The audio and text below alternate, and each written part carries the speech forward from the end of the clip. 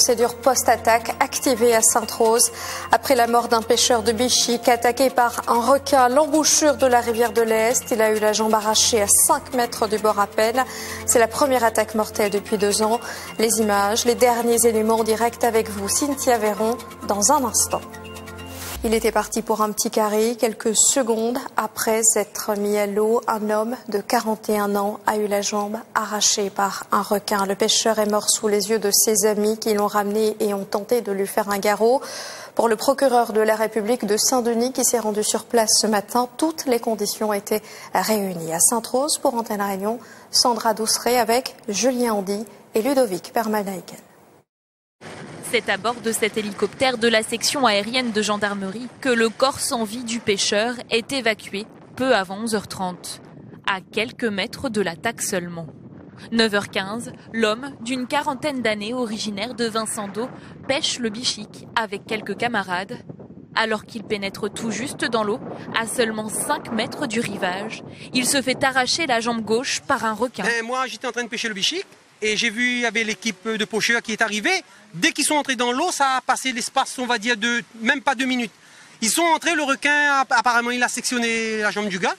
Et ben voilà, d'un coup d'un seul, les gars ils se sont folés. Ils ont ramené le gars près de la berge. Ils ont essayé de faire un garrot, essayé de ranimer, mais apparemment c'est trop tard, je pense. Dès que Zot l'a rentré dans l'eau, là, nous a vu toute la cour tout autour comme ça. Il semble que en rentrant là comme ça, pas plus, hein, il était happé par le requin. Et tout de suite, le corps l'a affaibli. Les gars l'ont trouvé et puis il essaye de réanimer tout ça là. Les autres pêcheurs le sortent de l'eau, lui prodiguent les premiers soins. L'alerte est donnée. Les secouristes, une fois sur place, tentent de ranimer la victime en vain. Ce dramatique incident, événement, vient rappeler qu'à tout instant, si on ne prend pas de précautions, la mer peut tuer. La mer c'est beau, mais la mer c'est mortel. Voilà, donc une enquête est en cours. Les causes de la mort, elles sont évidemment déjà connues. On fera une autopsie certainement demain matin de ce monsieur. Et donc encore une fois, il n'y a pas trop pour l'instant d'interrogation sur les circonstances dans lesquelles l'attaque a eu lieu. Requin tigre ou requin bulldog, il est encore trop tôt pour présumer de l'espèce du squale. Après l'attaque, on l'a vu encore un aileron juste devant l'embouchure, mais on n'a pas vu exactement quel requin il était. Les équipes du Centre d'appui et de recherche tentent désormais d'identifier l'animal responsable de l'attaque. La stupeur pour ceux qui l'accompagnaient, pour les pêcheurs de Sainte-Rose également. Lorsqu'il y a des bichics, la zone, je les cite, est infestée de requins en mer. Ils le reconnaissent. Le drame survenu ce matin leur rappelle les risques qu'ils prennent. Ce sont des pêcheurs déroutés, bouleversés, qui se sont confiés à Julien Handy, Sandra Douceret et Ludovic Permalnaiken. Inconsolable et à bout de force, Georges-Marie a tout fait pour tenter de sauver son ami. Encore sous le choc 2 heures après l'attaque, le Saint-Joséphois est pris en charge par les secours.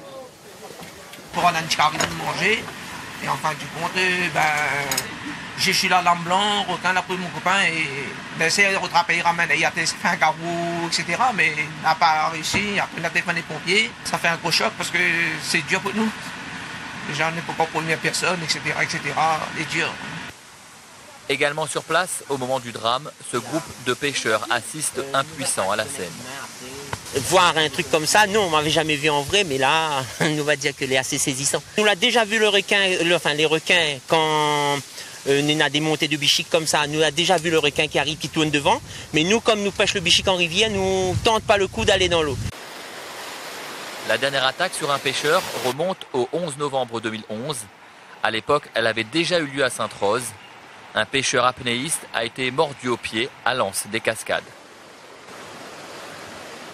Voilà, et ce soir, la procédure post-attaque a été déclenchée par la préfecture. Ce dispositif prévoit la réalisation d'opérations de pêche ciblées aux alentours immédiats du lieu de l'attaque, et cela pour une durée de 72 heures. Le choc à Sainte-Rose et au-delà, ce drame vient raviver le spectre de la crise requin. Cette attaque est la 10e mortelle survenue depuis 2011. Celle d'aujourd'hui se distingue des autres par sa localisation dans le sud-est de l'île. La carte est à retrouver en détail sur l'info.re. Hasard du calendrier, Jean-Luc Poudroux interpellait hier soir la ministre des Outre-mer sur le risque requin, sur la gestion du risque requin. Je vous propose d'entendre sa question et la réponse d'Annick Gérard. Cela fera bientôt 8 ans qu'une île est privée de son littoral. Et cette interdiction, nous dit-on, est provisoire. Un provisoire reconduit, semble-t-il, ad vitam aeternam. Mais Madame la Ministre, ces mesures sont plus qu'insuffisantes.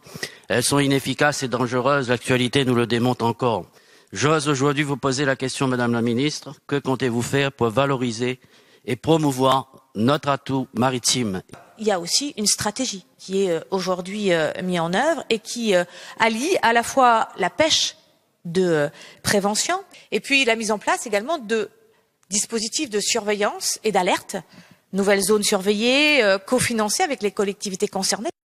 Et voilà ce que l'on pouvait dire sur ce titre de l'actualité de ce mercredi. L'actualité en direct nous ramène à Sainte-Rose où, je vous le disais, la procédure post-attaque a été déclenchée par la préfecture.